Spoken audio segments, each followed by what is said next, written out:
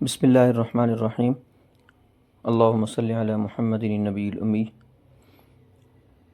آج ہم حروف تہجی میں جو آخری حرف ہے یہ گولائی والی، یعنی گولائی والی جو یا ہوتی ہے اس کی تھوڑی سی مشق کریں گے، لیکن اس کو انفرادی لکھنا الگ ہے، جب کسی دوسرے حرف کے ساتھ ملا کر لکھیں گے تو اس کی ذرا سی پریکٹس کی ضرورت ہوتی ہے۔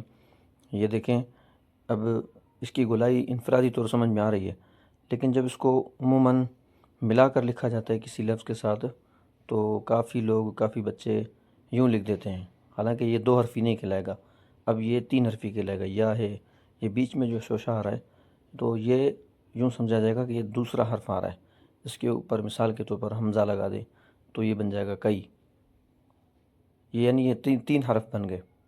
ایسا غلط ہے، اگر اس کو لکھنا ہے 2 حرفی کی لکھنا ہے ہمیں 2 حرفی میں تو یوں لکھنا چاہیے۔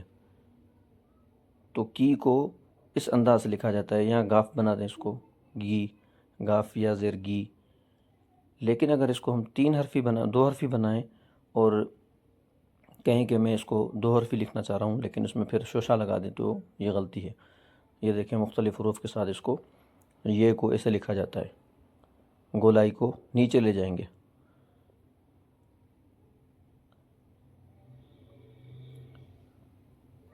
اگر ایسے لکھا تو یہ بڑی غلطی ہے۔ ہاں، اگر اس کو 3 حرفی کہا جیسے لکھتے ہیں کئی لوگ تو ایسے لکھا جاتا ہے،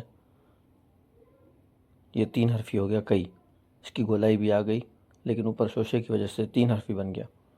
بہرحال یہ معمولی سی غلطی کی وجہ سے اردو رائٹنگ، اردو الفاظ، حروف تہجی، ان غلطیوں کی وجہ سے سارا مزہ خراب ہو جاتا ہے اور رائٹنگ اچھی نہیں بنتی، تو اس وجہ سے ان چیزوں کا خیال کرنا چاہیے۔ یہ لفظ لکھتا ہوں میں چھٹی، یہ 6، اب ٹے کی میں نے اس پر شوشہ بنا دیا تب یہ لفظ بن گیا چھٹی، چھٹی لکھ دیں یا چھٹی چھٹی، جو بھی اس کو سمجھیں۔ تو یہ کی گولائی، لیکن اوپر جو شوشہ آ رہا ہے یہ ٹے کا حرف بنایا ہے اس شوشے سے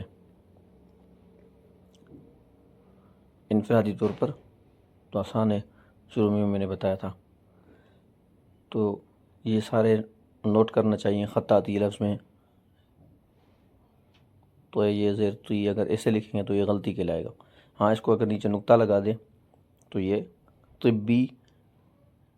طبی لحاظ سے جسے کہا جاتا ہے، حکیم حضرات جو کہتے ہیں طب، تو بہرحال یہ تب بنتا ہے، یہ شوشہ جو بنایا جا رہا ہے یہ 3 حرفی بن جاتا ہے، اس لیے ان چیزوں کا ذرا خیال کرنا چاہیے۔ تو یہ کو گولائی کے ساتھ نیچے لے جائیں گے ڈائریکٹ اور اس کو بنا دیں گے۔ تو انشاءاللہ یہ چھوٹی چھوٹی معمولی سی غلطیاں ہیں، ان کو درست کرنے سے بہت ساری غلطیوں سے انسان بچ سکتا ہے اور بڑی غلطیاں نظر نہیں آتی۔